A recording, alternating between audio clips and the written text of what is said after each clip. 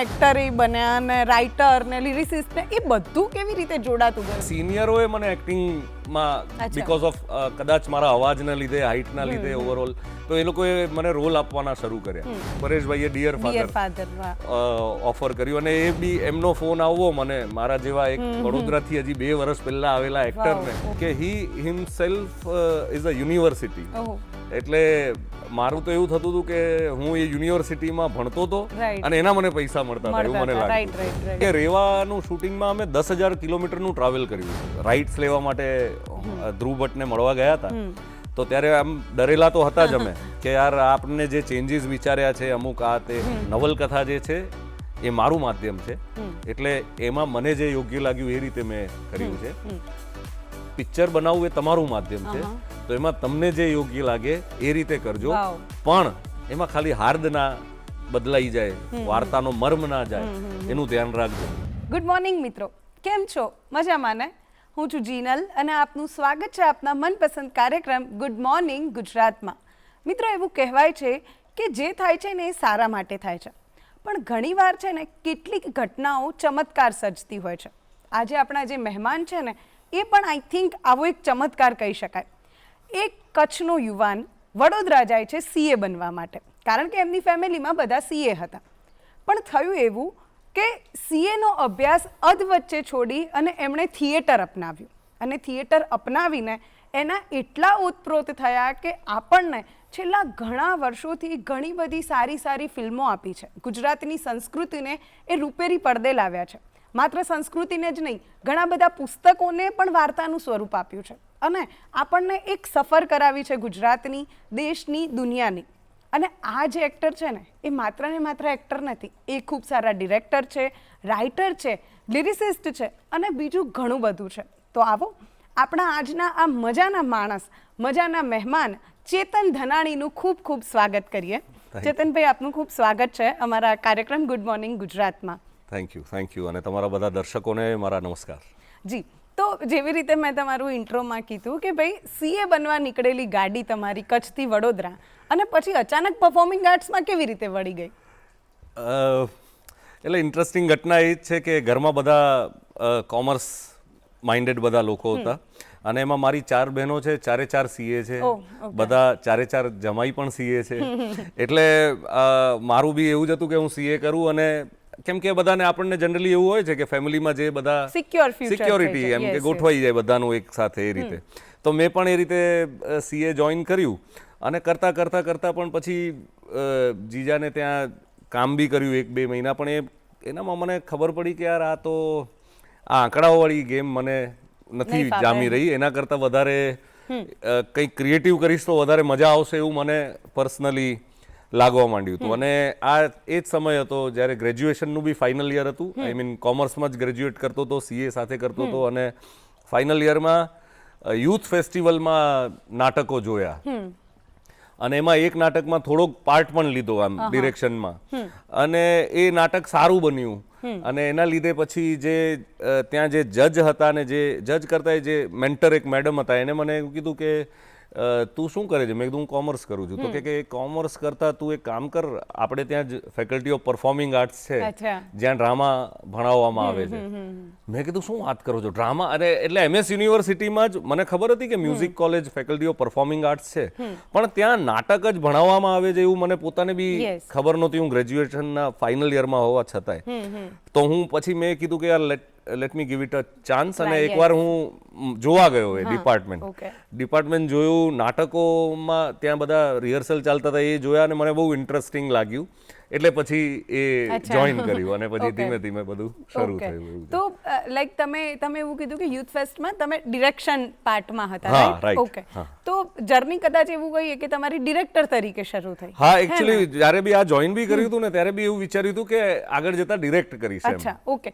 તો પછી પાછું તમે એક્ટર એ બન્યા ને રાઇટર ને લિરિસિસ્ટ ને એ બધું કેવી રીતે જોડાતું ગયું એના વિશે? એટલે એવું છે કે બાય ચાન્સ થતું ગયું અને એકચ્યુઅલી મને પર્સનલી એવું લાગતું હોય છે કે હું એડેપ્ટિવ વધારે છું. મને એવું લાગે છે એમ કે અડેપ્ટેશન મને બહુ આમ ઇઝીલી મને એવું લાગે છે કે આમ નહીં, આવું કંઈક થવું જોઈએ, અને એવું પાછું હું કરવા બેસું તો થઈ બી જાય છે એવું મને લાગે છે. અને મારી આજુબાજુ ટીમ બી એવી હતી જેમ કે આ music college faculty of performing arts join કર્યું, તો જે મારા બધા સિનિયર્સ હતા, તો એ બધા સિનિયરોએ મને એક્ટિંગમાં બીકોઝ ઓફ કદાચ મારા અવાજના લીધે, હાઇટના લીધે ઓવરઓલ, તો એ લોકોએ મને રોલ આપવાના શરૂ કર્યા, ને એ લોકો એક્ટિંગ આપતા ગયા તો મારી એક્ટિંગ પોલિશ થતી ગઈ સાથે સાથે. એટલે મારો ઝુકાવ હતો ડિરેક્શન તરફ, એટલે હું એ પર્સપેક્ટિવથી બી બધું જોતો હતો, પણ પોલિશ થતી જતી હતી એક્ટિંગ વધારે. એટલે પછી મને આ લોકોએ જ કીધું કે ના એક્ટિંગ ચાલુ રાખ એમ કરીને પછી એક્ટર બી બની ગયા સાથે એવી થઈ ગયું. અને પછી લાઈક ડ્રામા ડિગ્રી પૂરી કરી અને પછી તમે મુંબઈ ગયા, રાઈટ? ડિપ્લોમા કર્યું, 2 વર્ષનો ડિપ્લોમા કોર્સ કર્યો, અને પછી ઓફકોર્સ જેમ કે એ તો કયો 2007-8 વાળો ટાઈમ હતો, અને એ વખતે તો હજી આપણી આ ગુજરાતી ફિલ્મ ઇન્ડસ્ટ્રી બી જે હમણાં જેવી રીતે ખીલેલી છે, જેને આપણે ઇન્વર્ટેડ કોમામાં અર્બન કહીએ છીએ, એવી એ હજી આવી નહોતી. અભિષેક જૈનની પહેલી પિક્ચર 2012માં આવવાની હતી હજી. ના, કેવી રીતે જઈશ, એ 2012માં જ આવવાની હતી ને. આ તો સમય એનાથી બી 4 વર્ષ પહેલાનો. જે સમયે તો મોટે ભાગે કોઈ બી કલાકાર અમદાવાદ કે વડોદરાથી તૈયાર થાય તો એ પહેલો તો ટ્રાય મુંબઈ જ જવાનો કરે, અને ત્યાંથી, કેમ કે ગુજરાતી નાટકો બી, આપણને નાટકોમાં કામ કરવું હોય તો ગુજરાતી નાટકો બી વધારે સારા જે તે સમયે મુંબઈમાં જ થતા હતા, ને આપણે ત્યાં બી એ જ વધારે નાટકો ફેમસ હતા એમ. એટલે પછી અમે મારા સિનિયરોએ બી વાત કરી અમે બધાએ ત્યાં, તો કે ના હવે તો ડિપ્લોમા પતી ગયું છે તો ફિલ્ડમાં જઈને જ કામ કરીએ, એમ કરીને પછી મુંબઈની જર્ની શરૂ થઈ. તો એ જે તમારું મુંબઈની જર્ની હતી, કારણ કે કેવું હોય કે મુંબઈ આપણે કહીએ કે ભાઈ સપનાઓનું શહેર ને માયાનગરી ને, પણ જેટલું ઈઝી મૂવીમાં દેખાય છે ને એટલું ઈઝી આઈ થિંક છે નહીં, રાઈટ? અને હું તો એવું જ માનું છું કે મારી જાતને, જે તમે કીધું એ પ્રમાણે, કે હું લકી બી હોઈશ થોડોક, અથવા ટાઈમિંગ બી બહુ કરેક્ટ જ હશે બધા. એટલા માટે એવું થયું કે જેવો ગયો, મેં આગળ બીજા બધા બી મારી સાથે બી ઘણા બધા આવ્યા હતા, અને મારા સિનિયર્સ બી બહુ બધા ગયા હતા, અને આપણા બીજા બધા મિત્રો બી ત્યાં જે મળ્યા, બધા અલગ અલગ કામ કરતા હતા, અને એમાંથી હજી આપણને રસ્તો કાઢવાનો હતો. હજી આપણે ત્યાં ગયા છીએ, કંઈ જ ખબર નથી. એમાં મનોજ શાહ કરીને જે ડિરેક્ટર છે, જે પૃથ્વી થિયેટર પર ને બધે નાટકો કરતા હોય છે, તો એમની સાથે કામ કરવાનું શરૂ કર્યું. એટલે અને મને પહેલેથી જ એમ થોડુંક પેરેલલ વર્ક, ડાયરેક્ટ એકદમ કમર્શિયલ હોય એના કરતા જરા જેનામાં તત્વો હોય એવું કામ કરવાનું વધારે પસંદ હતું. ને મારું એવું માનવું હતું કે આપણા હજી શીખવાનો સમય ચાલી રહ્યો છે, તો આવા સમયે તો જેટલા બને એટલા એક્સપેરિમેન્ટ કરીએ, એમ કરીને મનોજ શાહ સર સાથે કામ શરૂ કર્યું. અને એનું એક નાટકમાં કવિકાંતનો રોલ કરતો હતો હું. નાટકનું નામ હતું જલ જલ મરે પતંગ કરીને. મિહિર ભૂતાએ લખ્યું હતું. મણીલાલ નભુભાઈ દ્વિવેદીના જીવન પર આધારિત એ નાટક હતું. અને એ નાટકમાં કવિકાંતનો રોલમાં એક પ્રોડ્યુસરે અને એક રાઇટરે જોયા મને, ને એમણે એક વીરચંદ ગાંધીના જીવન પર આધારિત ગાંધી બિફોર ગાંધી નામનું નાટક હતું. એ નાટકમાં વીરચંદ ગાંધીનો જ મેઇન રોલ આપ્યો. કમર્શિયલ કહી શકાય એવું એ નાટક હતું, ને કમર્શિયલ નાટકમાં સીધો મેઇન રોલ મળ્યો એ મારા માટે બહુ તે વખતે એને કહેવાય ને કે જે ચાન્સ જ હતો આમ તો.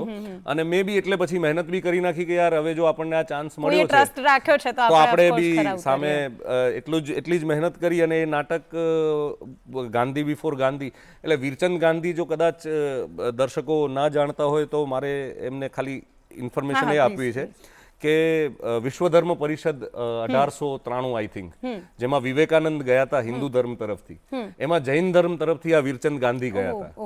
અને એટલે વિવેકાનંદ લેવલની જ હસ્તી હતા એ. અને એમ પણ જૈનોને પણ નથી ખબર આ વીરચંદ ગાંધી કોણ હતા. એટલી એમની વાતને દબાવી દેવામાં આવી હતી, જે અમારા નાટકથી થોડી ઉજાગર થઈને પછી તો એનું ઘણું બધું આવ્યું આતે. પણ ઇન શોર્ટ એ નાટક બહુ સારું ચાલ્યું, ને એ નાટકના રિપોર્ટ્સ પરેશ રાવલ સરને મળ્યા.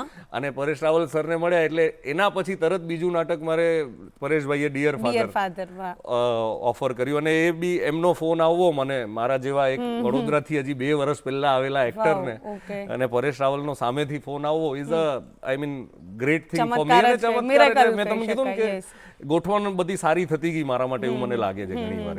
તો એમાં પછી ડિયર ફાધર પણ થયું. અચ્છા, ઓકે. તો એ જ ડિયર ફાધર તમે નાટક કર્યું, બરાબર. 10 વર્ષ આઈ થિંક એ નાટક ચાલ્યું હતું, રાઈટ? હા. અને પછી પાછું એ જ નાટક ફિલ્મ તરીકે આવ્યું, અને એ જે ઇન બિટવીનની જર્ની હતી, અથવા તો ડિયર ફાધરની જે જર્ની હતી, પરેશ રાવલ જોડે કામ કરવું કોઈ પણ વ્યક્તિ જોડે, કોઈ પણ વ્યક્તિ માટે બહુ જ મોટી વાત કહેવાય, Of course, રાઈટ? of અને તમને 2 જ વર્ષમાં એમના જોડે કામ કરવા મળ્યું હતું. તો એ વખતના તમારા અનુભવો શું હતા, કે એમના જોડેથી તમે એવું શું શીખ્યું કે ના આ વાત કોઈને એક્ટર બનવું હોય કે આ ફિલ્ડમાં રહેવું હોય ને તો આ એનામાં હોવી જ જોઈએ? એવી તો બહુ બધી ક્વોલિટીઝ એમનામાં છે, એટલે જે જ્યાં છે ત્યાં છે Of એવું મારું course, માનવું right. છે.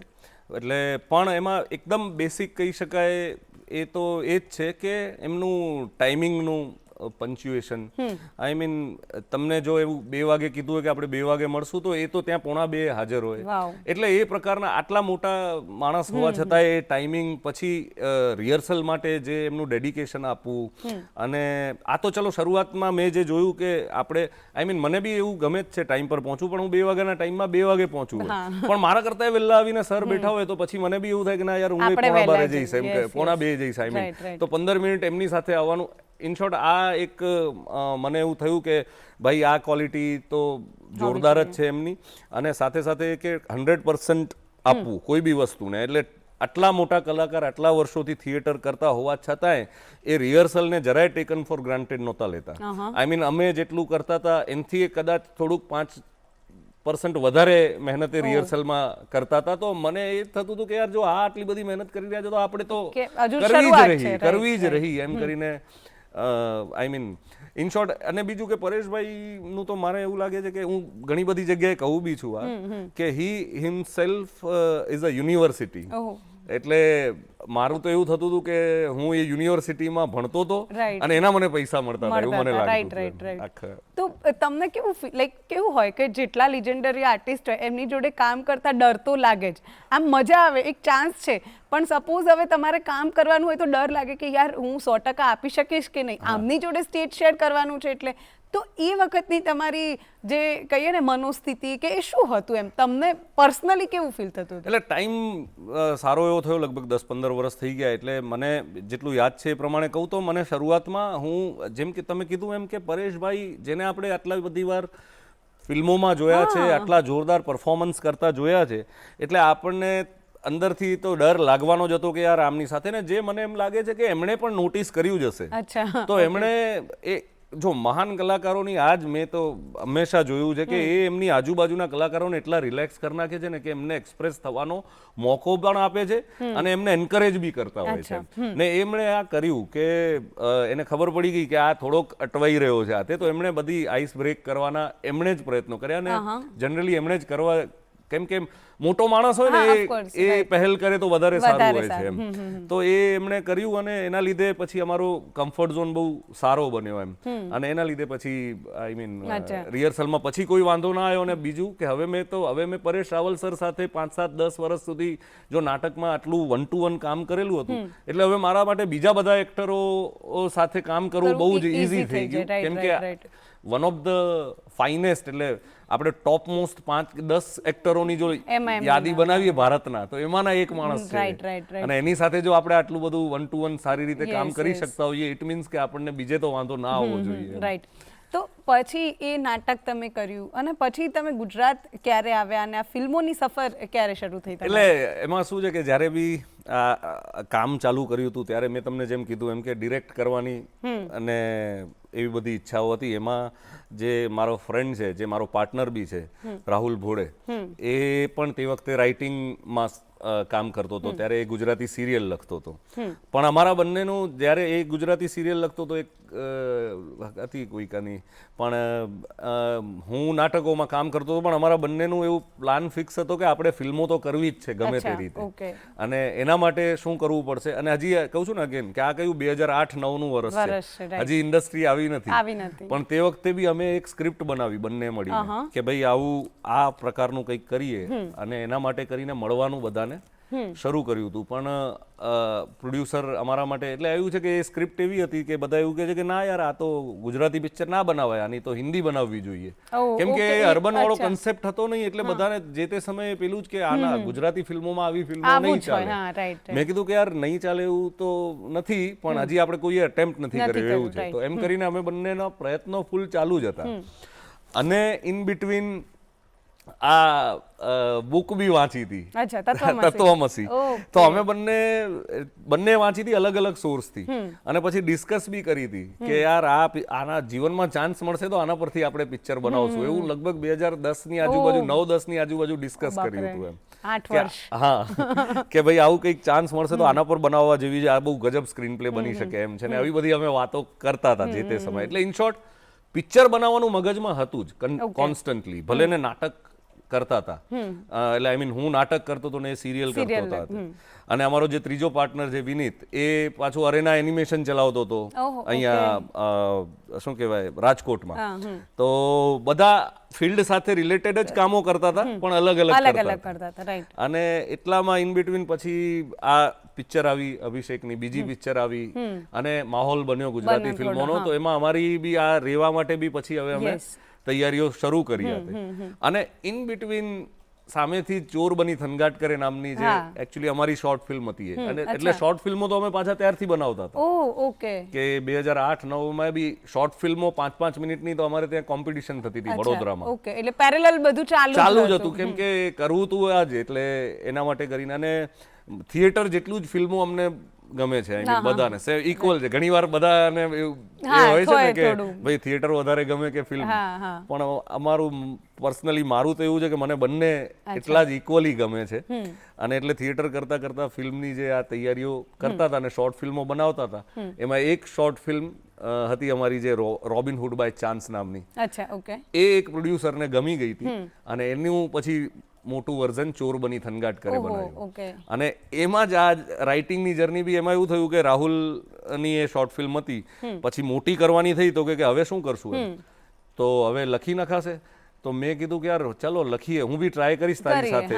તો કે સારું ચલો આપણે સાથે મળીને લખીએ. એમ કરીને પછી રાહુલ, વિનીત, હું અમે બધાએ સાથે મળીને લખવાનું ચાલુ કર્યું. એટલે મેં કીધું ને તમને કે બાય ચાન્સ શરૂ થયું, ધીમે ધીમે ગોઠવાયું. અને એમાં ને એમાં, અચ્છા સોરી પણ એમાં ને એમાં જ એક બાય ચાન્સ ગીત બી લખાઈ ગયું, ચોર બની થનગાટ કરે. એમાં પાર્થ ભરત ઠક્કર જે મ્યુઝિક, અમારું મ્યુઝિક સચિન જીગરે કર્યું હતું, પણ બીજીએમ પાર્થભાઈ કરતા હતા. તો પાર્થભાઈને અમને એક સિચ્યુએશનમાં એક ફોક સોંગ જોઈતું હતું કે અહીંયા એક ફોક સોંગનું કંઈક આપણે તોડફોડ કરીને કંઈક કરીએ એમ કરીને. તો એ જે લિરિક્સ કર્યા હતા એ મેં કર્યા હતા, એમ કે અલગ થોડાક બદલ્યા હતા. તો પછી જે એડિશનલ લિરિક્સ આવ્યા ને એ બી પાર્થભાઈએ મને જ આપ્યા, પાર્થ ભરત ઠક્કરે, કે ભાઈ આ તમે જ લખી નાખો. મેં કીધું મને નહીં આવડે, મને કે ટ્રાય તો કરો એમ કરીને પછી ટ્રાય કર્યું તો થઈ ગયું કામ. એટલે પછી એ રીતે. તો દર્શક મિત્રો, કહેવાય છે ને કે જો તમે પ્રયત્ન કરો ને, સાચા મનથી પ્રયત્ન કરો ને, તો કંઈ પણ અશક્ય નથી હોતું.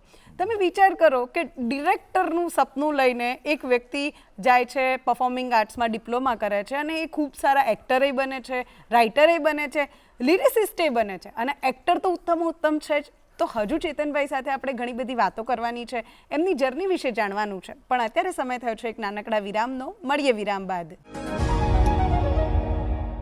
તો વિરામ બાદ આપનું સ્વાગત છે. તો ચલો ત્યારે આપણી જે સફર વચ્ચે અટકી હતી, એમાં થોડો વિરામ પડ્યો હતો, એને આગળ વધારીએ.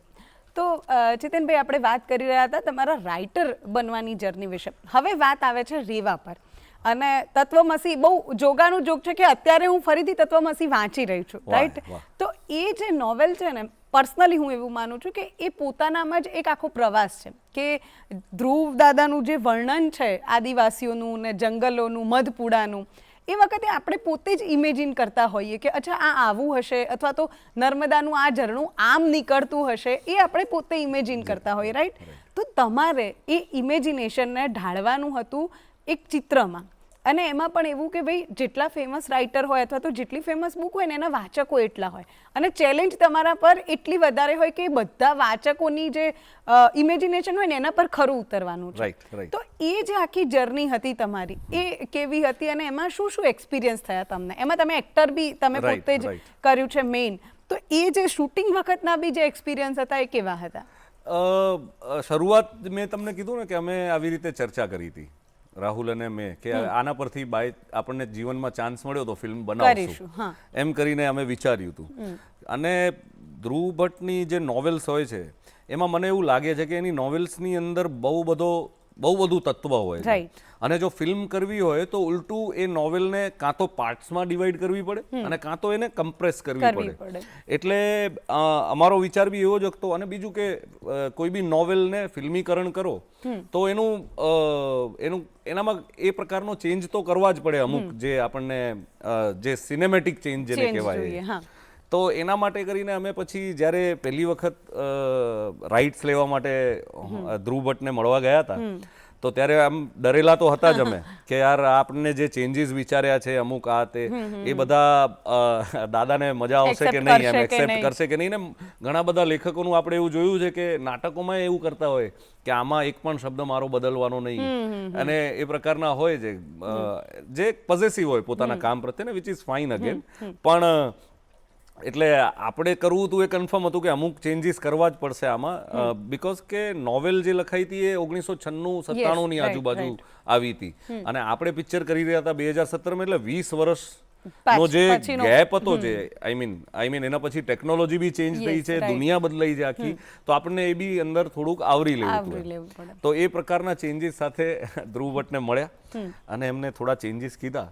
તો દાદા પછી મને એમ થયું મેં આ કેમ આટલા મહાન લેખક છે એ ત્યારે એમના વાક્યથી સમજાયું મને કે એમણે એવું કીધું કે જુઓ છોકરાઓ કે આ નવલકથા જે છે એ મારું માધ્યમ છે, એટલે એમાં મને જે યોગ્ય લાગ્યું એ રીતે મેં કર્યું છે.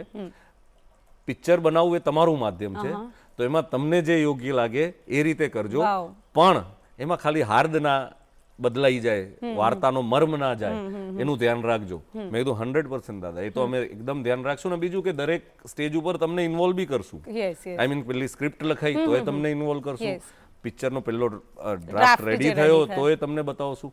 એવી રીતે આખું એમની સાથે ચર્ચા કરી હતી. એટલે અને એટલા હેપીલી એગ્રી થઈ ગયા જે 2-4 ચેન્જીસ હતા એને. તો ઉલટું એવું જ કીધું કે આ હમણાં જો આ કરવી હોય તો આ ચેન્જ કરવા જ જોઈએ. તો અમને વધારે આઈ મીન કેમ કે અમારી પહેલી જ પિક્ચર હતી એ રીતે જ્યારે તૈયારી ચાલુ કરી હતી ત્યારે તો હજી પહેલી પિક્ચર હતી, પેલી ચોર બની તો હજી આવી નહોતી. તો એટલે અમને વધારે જરા આઈ મીન અંદરથી એ બી મળ્યું, એમ બળ મળ્યું કે ભાઈ ના બરાબર રસ્તે છીએ આપણે. જો લેખકને જ આ વાતમાં વાંધો નથી આવી રહ્યો ને યોગ્ય લાગી રહ્યું છે તો આપણે બરાબર કરી રહ્યા છીએ. તો એમ કરીને એ શરૂઆત થઈ. અને અગેન પાછું એવું જ થયું કે સ્ક્રીન પ્લે તો અમે પહેલેથી નક્કી કર્યું હતું કે અમે 3 મળીને જ લખવાના છીએ. એટલે પછી એનું ડિસ્કશન શરૂ થયું. અને જેમ તમે કીધું એમ કે સૌથી પહેલું અમે જે ડિસ્કસ કર્યું એ જ હતું કે આપણા સૌથી મોટા ક્રિટિક્સ એ જ બનવાના છે જે આ બુકના ચાહકો છે. રાઈટ. આપણે એમને ધ્યાનમાં લઈને લેવા જ પડશે. કેમ કે જો એ લોકોને નહીં ગમે પિક્ચર તો પતી ગઈ વાર્તા થઈ જશે. કેમ કે આપણે એમને મેઇન ટાર્ગેટ એમને બી રાખ્યા છે. કેમ કે બુક ના ચાહકો આપણા ઓડિયન્સ પહેલું તો ટાર્ગેટ ઓડિયન્સ છે, પણ એને મજા બી આવવી જોઈએ એ બી જરૂરી છે. એટલે અમે એ પ્રકારે જ આખું ધ્યાનમાં લીધું કે ભાઈ એમને યોગ્ય લાગે. બીજું ગુજરાતી ફિલ્મ છે એટલે બજેટને યોગ્ય લાગે. આઈ મીન કેમ કે આપણે જેમ કે હવે તમે વાંચી રહ્યા છો તો હું તમને કહું કે પેલો જે દાવાનળ વાળો આખો જે એંગલ છે જે આપણે પિક્ચરમાં નથી ઇન્ક્લુડ કરી શક્યા. અને કેમ કે આખા જંગલમાં આગ લગાડવી મોટી વસ્તુ છે. રાઈટ. જે તે સમયે એટલું બધું જોરદાર VFX બી આપણે કંઈ કરી શકીએ એમ હતા નહીં કે કંઈ બી. ઇન શોર્ટ ખર્ચાળ હતું બધું. તો એ બહુ ભારે હૃદય એ પોર્શનને અમારે સાઈડ પર કરવો પડ્યો. પણ તેમ છતાંય બધું ઘણું બધું હતું અમારી પાસે કે જેમાંથી ન્યાય મળી જાય એવું હતું. તો આવા બધા બહુ ડિસિઝન લેવા પડતા હોય છે નોવેલને ધ્યાનમાં. ઘણા બધા પાત્રોને આપણે ઓમિટ કરવા પડે, એકાદ નવું પાત્ર કદાચ ઉમેરવું બી પડે. તો એ બધું જ બહુ ઇન્ટરેસ્ટિંગ અને જેને કહેવાય ને કે લર્નિંગ પ્રોસેસ વાળી, કે આપણે ફિલ્મ બનાવવી હોય તો આટલી બધી પ્રોસેસમાંથી પસાર થવું પડે છે. એ બધું જ પહેલી જ પિક્ચરમાં શીખવા મળ્યું ને એનો બહુ અતિ આનંદ છે ઓકે એવું છે. અને પછી તમે એમાં જ એક્ટર બી હતા, લાઈક મેઇન કેરેક્ટર તમે જ કર્યું હતું, તો એ કેરેક્ટરની પ્રિપેરેશન માટે, કારણ કે કેવું હોય કે એ આખું પિક્ચર કે આખી બુક છે ને એના મનોમંથન પર જ આધારિત છે કે એની જે માન્યતાઓ હતી વિદેશની એ અહીંયા આવીને તૂટે છે અને બધું જ એમ. તો એ જે જર્ની હતી કેરેક્ટરને જીવવાની અથવા તો એ કેરેક્ટર સુધી પહોંચવાની, તો એ તમે કેવી રીતે કરી? કોઈ લાઈક શું હતું બેક સ્ટોરી એની? એટલે બેક સ્ટોરીમાં એવું છે કે એકચ્યુઅલી બુક જ એટલી બધી ગમી હતી મને કે એના અંદરથી મને મારા અમુક પ્રશ્નોના જવાબો મળ્યા હતા, અને એટલે જ આ વિચાર્યું હતું કે આવા તો બહુ બધા લોકોના પ્રશ્નો હશે, યસ રાઈટ. તો એ બધાને બી આ જવાબો મળવા જોઈએ ને બધા તો વાંચશે નહીં, તો આપણે એટલીસ્ટ પિક્ચર બનાવીએ અને આપણા જેવા જોશે લોકો તો એ લોકોને અમુક જવાબો ત્યાંથી જ મળી જશે. અને મેં કીધું એમ 2009-10 ની અંદર આ વાત થઈ હતી ને પિક્ચર કરવાની શરૂઆત કરી મેં 2016માં 16-17માં. તો એ આખા પ્રોસેસ દરમિયાન હું, રાહુલ, વિનીત અમે જે બી ડિસ્કશન કરતા હતા ને એમાં મને મારું કેરેક્ટર ક્લીન થતું જતું હતું, એટલે અમે સ્પેશિયલી એના ઉપર બેઠા જ નથી કે મારા કેરેક્ટર પર ડિસ્કસ કરવા, ઉલટા બીજા બધા કેરેક્ટરોના ડિસ્કશન અમે ત્રણે મળીને કરતા હતા બધા એક્ટરો સાથે કે આમ છે તેમ છે આ છે તે છે, પણ મારા કેરેક્ટર ઉપર આ બધા સાથે કરતા કરતા કરતા કરતા જે મગજમાં આવતું ગયું એમ હું તૈયારી કરતો ગયો મારી રીતે જ. ઓકે. અને તો લાઈક હવે આખી મૂવી, કારણ કે તમે સ્ક્રીન પ્લે રાઇટર પણ હતા અને એક્ટર પણ હતા, તો એવો ગમતો તમારો સીન અથવા તો ગમતી મુમેન્ટ કઈ હતી? એમ તો ઘણી બધી મોમેન્ટ્સ છે એવી. અચ્છા. પણ જો હું હમણાં યાદ કરું એક વસ્તુ, તો મને આજ એટલા માટે કે જો એ પિક્ચરમાં ના હોત ને તો પિક્ચર થોડીક અધૂરી રહી ગઈ હોત એવું મને લાગે છે.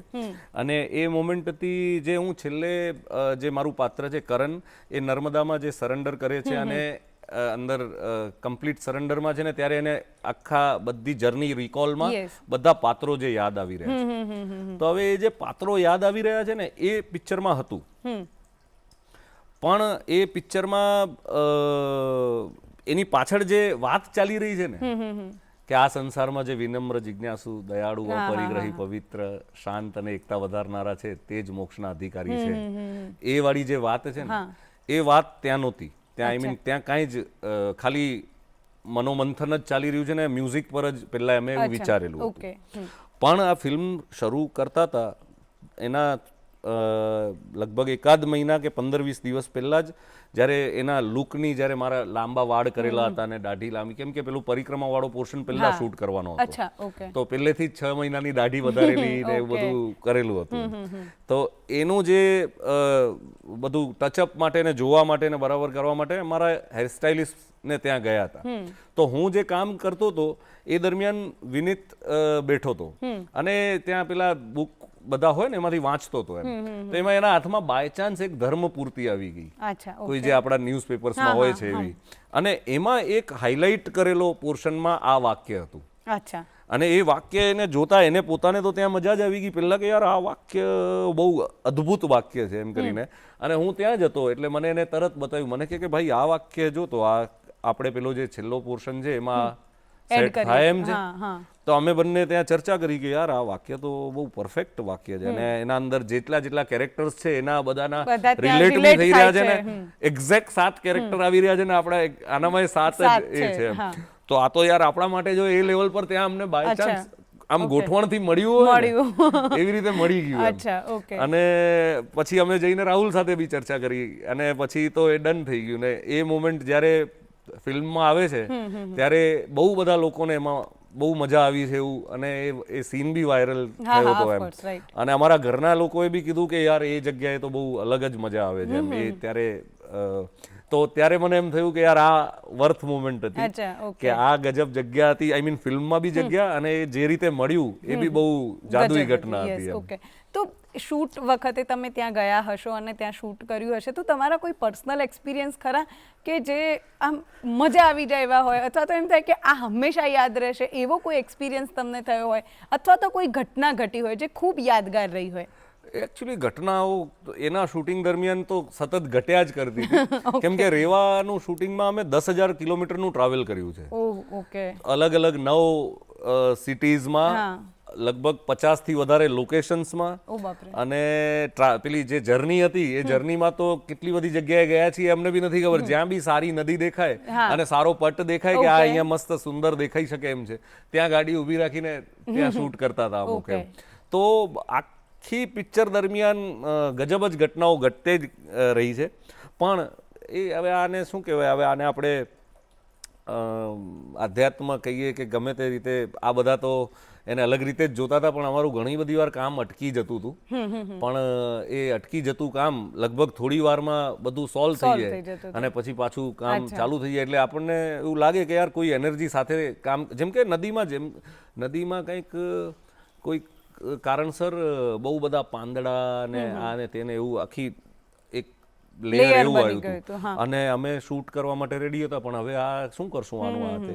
પણ થોડી વાર રાહ જોઈએ, લગભગ અડધા કલાક કે 15-20 મિનિટમાં તો એ આખી ક્લીન થઈ જાય, આપણે પાછા શૂટ કરી શકીએ એવું ગોઠવણ થઈ જાય. બહુ એવું બધું થઈ જતું હતું. એટલે આઈ મીન આપણી જે મહેનત થતી હતી એ મહેનતને કોમ્પ્લિમેન્ટરી મળતું હતું બધું યાર. એટલે ઓવરઓલ જ ગજબ પ્રોસેસ હતો એવું મને લાગે. કોઈ આમ એક પ્રસંગ યાદ નથી આવી રહ્યો એવું.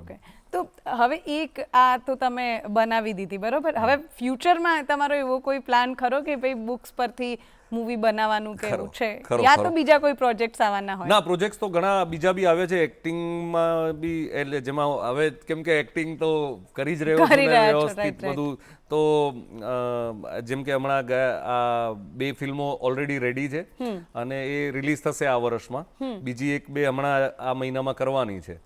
અને મેકિંગમાં અમે બરોડા ટોકીઝમાંથી જ, આઈ મીન જે મારી રાહુલ વિનીતની કંપની છે જેનામાંથી આપણે રેવા બનાવી હતી, એમાંથી જ હવે બીજા 2-3 પ્રોજેક્ટ્સ પણ રેડી કરી રહ્યા છીએ. અને એમાંનો એક project let me I mean announce it from here કે ધ્રુવ ભટ્ટની જ નોવેલ તિમિરપંથીના રાઇટ્સ લીધા છે અમે અને હવે એના ઉપર અમે સ્ક્રીન પ્લેનું કામ શરૂ કરી રહ્યા છીએ. ફરીથી અમે રાહ જોઈએ છે નેશનલ એવોર્ડ વિનિંગ મૂવી બની જાય. ચલો, તમે કીધું છે તો કદાચ થાય એવું. પણ ચલો, મારું એમ માનવું છે કે અવોર્ડ તો ચલો વાંધો નહીં, પછીની મેટર છે, પણ પેલા પબ્લિકને જેટલી રહેવામાં મજા આવી છે એટલી જ મજા આવી જાય જો એ ફિલ્મમાં, તો અમારું કામ તો થઈ જશે. રાઈટ. હવે બીજું મારે પૂછવું છે કે તમારી હોબીઝ શું છે? લાઈક બુક્સ વાંચવાની, મૂવીઝ જોવાની, શું હોબીઝ છે તમારી? રીડિંગ, ફિલ્મો તો ઓફકોર્સ કેમ કે આપણું કામ છે એટલે એ તો જોવાનું છે જ, પણ રીડિંગ મારું બહુ, આઈ મીન હું રોજ 2-4 પાના તો એટલીસ્ટ વાંચી લઉં એવું મારી ઈચ્છા તો હોય જ છે કે સૂતા પહેલા જતા બી 3-4 પાના તો વાંચી જ લઉં. અને બીજું ટ્રાવેલિંગ, રખડવું, એ બી બહુ ગમે છે. તો ક્યાં ફરવું, ક્યાં ગમે? બધે જ એકચ્યુઅલી, એવરીવેર. અને નાટકની કૃપાથી, રંગદેવતાની કૃપાથી બધું બહુ રખડવા મળે છે, જેમાં 15-17 દેશોએ ફરાઈ ગયા છે because of dear father and Kishan versus Kanhaiya નાટક અને બીજું આ ગાંધી બિફોર ગાંધી મેં કીધું. તો ટ્રાવેલિંગ અને રીડિંગ, અને એટલે ઇન શોર્ટ એવું છે કે જે કામ છે એમાં આ બધું કામ આવી રહ્યું છે. એટલે મેઇન તો આજ 2, રીડિંગ એન્ડ ટ્રાવેલિંગ કહી શકાય. તો હવે મારે એવું પૂછવું છે કે તમારી આટલી જર્ની છે, આટલા વર્ષોની, રાઈટ, તો એવી કોઈ એક વાત જે એસ્પાયરિંગ એક્ટર્સ હોય અથવા તો ડિરેક્ટર્સ હોય અથવા તો આ ફિલ્ડમાં આવવા માંગતા હોય, એવી કોઈ એક વાત કે જે એને ક્યારેય ન કરવી જોઈએ, અને એવી કોઈ એક વાત કે જે એને ચોક્કસથી યાદ રાખવી જોઈએ? યાદ રાખવી જોઈએ તો આ જ છે કે રીડિંગ કન્ટિન્યુઅસલી તમારે કરવું જ જોઈએ. મારું એવું માનવું છે કે મેં મારી આસપાસ જેટલા બી લોકો બી જોયા છે એમાં જે પણ જ્યાં પહોંચ્યા છે ને એમાં એમના રીડિંગનો બહુ મોટો હાથ હતો. હું મારા બી અહીંયા જે બી આપણે જેટલું બી કામ કર્યું છે એનામાં રીડિંગનો બહુ મોટો હાથ છે એવું હું માનું છું. એટલે એ લોકોએ જેને બી આ કામ આગળ કરવું છે, રીડિંગથી એવું છે કે તમારું વિશ્વ મગજ ખુલે છે. જેવી રીતે જીમમાં જવું એ શરીરની એક્સરસાઇઝ છે ને, એમ બુક વાંચવી એ મગજની એક્સરસાઇઝ છે એવું છે. એટલે મગજની એક્સરસાઇઝ કન્ટિન્યુઅસ કરતી રહેવી જોઈએ. અને બીજું શું ન કરવું જોઈએ એમાં તો મારું એવું માનવું છે કે આ ધ્રુવ ભટ્ટનો જ એક સંવાદ છે એ કહી દઉં કે તિમિરપંથીમાં છે, જે આપણે પછી આગળ જતા ક્યાંક ઇન્કોર્પોરેટ કરશું.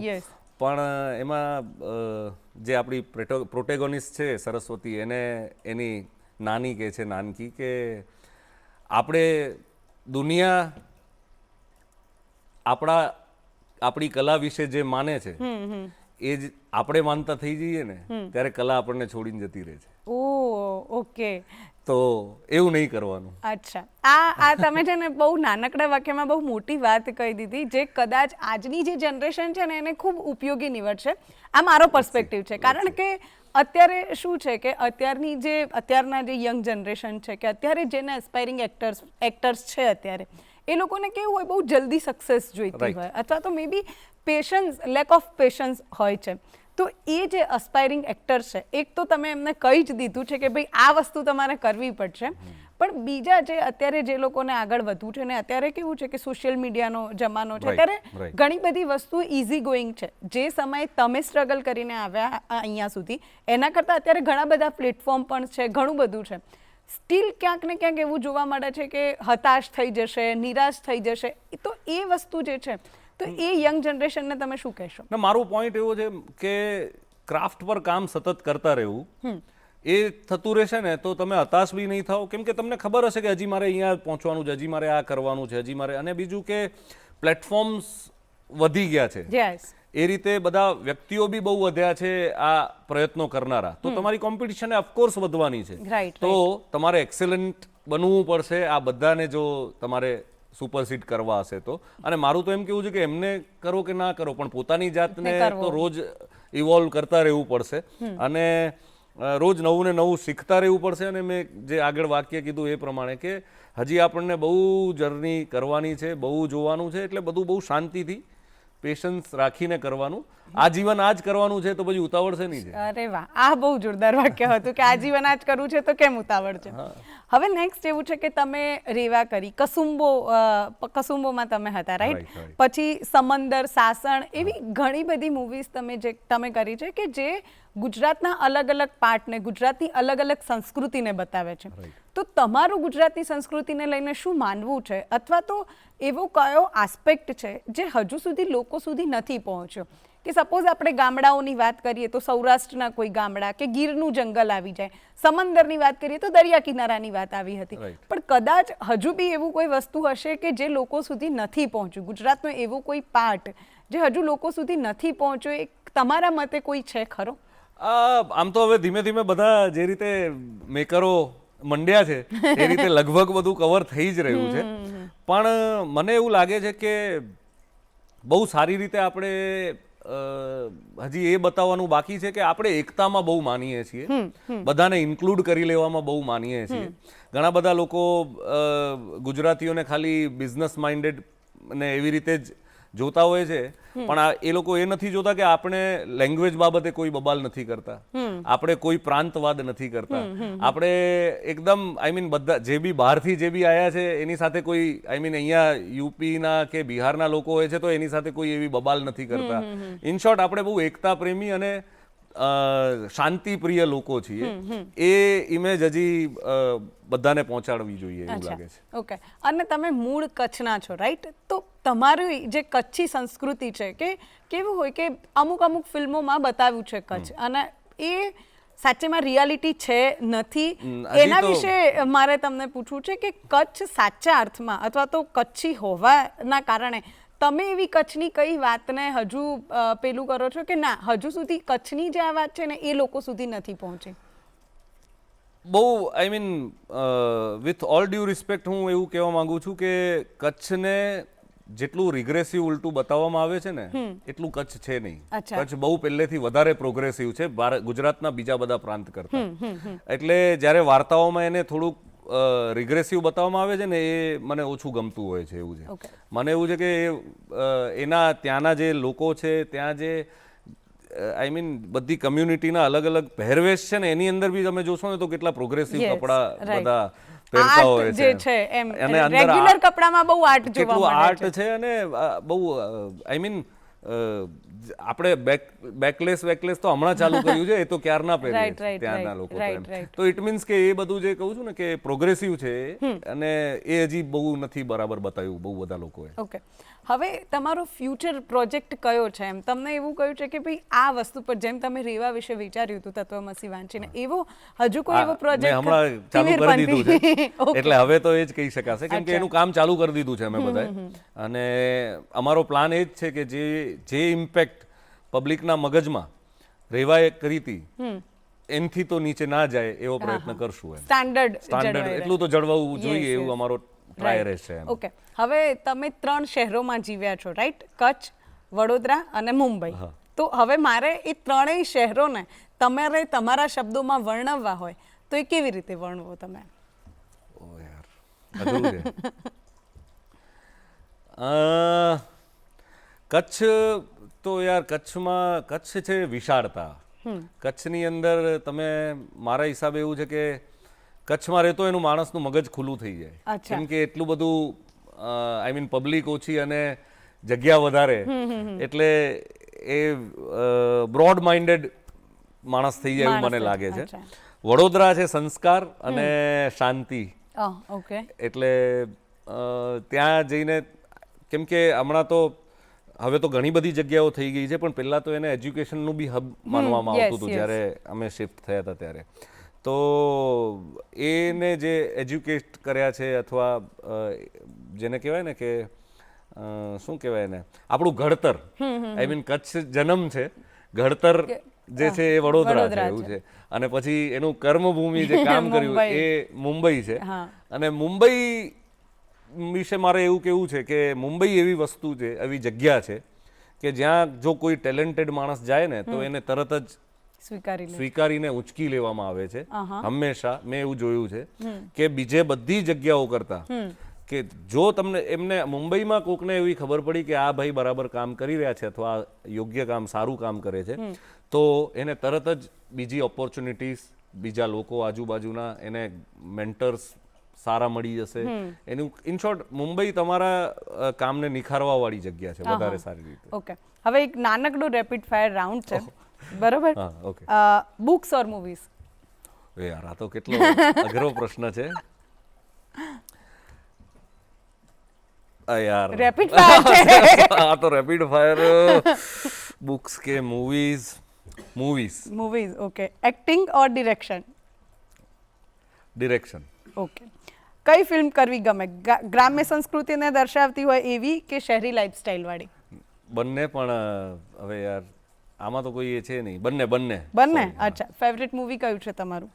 ઓવરઓલ કે ઓવરઓલ કોઈ બી, હોલીવુડ, બોલીવુડ, ગુજરાતી, કોઈ? તો એક લાઈફ ઇઝ બ્યુટીફુલ કરીને એક ફિલ્મ છે. યસ, લાઈફ ઇઝ, એને હું પહેલો નંબર પર આપતો હોઉં હંમેશા. અને કયા કલાકાર જોડે કામ કરવાની ખૂબ તીવ્ર ઈચ્છા છે? એવા તો બહુ બધા છે. ઓકે. તો બહુ બધા છે, પણ હવે તેમાં થોડા ઘણા ગાંઠા નામ આપી દઉં તો પરેશભાઈ સાથે તો કરી લીધું છે. મનોજ બાજપાઈ, કે મેનન, આ બે છે. અને બીજા ઇરફાન હવે તો નથી રહ્યા, પણ એમની સાથે કામ કરવાની ઈચ્છા હતી. પછી હોલિવૂડમાં લિયો સાથે કામ કર્યું છે, લિયોનાર્ડો દી કેપ્રિયો સાથે. અને ડેનિયલ ડે લુઈસ કરીને એક એક્ટર છે, એ બી બહુ ગમે છે. એમની સાથે બી ક્યારેક એ પ્રોસેસ જાણવી છે એમની, એ બહુ ગજબ પ્રોસેસથી કામ કરતા હોય છે. તો આ તો બધા આવા સપનાઓ છે, જોઈએ થઈ જશે. મોર્નિંગ પર્સન ઓર નાઇટ આઉલ? નાઇટ. ઓકે. તો એવું ક્યારેય બન્યું ખરું, આ તો આ પ્રશ્ન પરથી મને સૂચ્યું કે એવું બન્યું ખરું કે આખી રાત જાગ્યા હો ને સવારનો કોલ ટાઈમ હોય ને સ્ટીલ એમ સખત એનર્જી સાથે કે એવી રીતે? હા, એટલે થયું છે, પણ એમાં બી એવું જ હતું કે રાતે બી કામ જ કરતા હતા અને બીજે દિવસે સવારે જઈને બી કામ જ કરવાનું છે. તો જ્યારે ફિલ્મની એનર્જી હોય છે ને ત્યારે નથી વાંધો આવતો. એ ઊંઘ કશું નડે નહીં, રાઈટ? તો દર્શક મિત્રો, તમે જોયું ને કે તમારી ઈચ્છા હોય ને, અને કેવું હોય કે ડેસ્ટિની લખાયેલી હોય છે, તમે નક્કી નથી કરતા કે તમારે શું બનવું છે. તમારા કાર્યો, તમારા વિચારો, તમારું વર્તન નક્કી કરે છે કે તમે કઈ દિશામાં જશો. અને ચેતનભાઈ સાથે પણ કદાચ આવું થયું કે એ બનવા તો આવ્યા હતા CA, પણ બની ગયા ખૂબ જાણીતા કલાકાર, અને આપણને એટલી બધી સારી મૂવીઝ એમણે આપી છે. અને હવે એમણે અત્યારે અનાઉન્સ પણ કરી દીધું કે ભાઈ તિમિરપંથી પર કંઈક કામ કરી રહ્યા છે, તો આપણે હવે રાહ જોવાની રહી.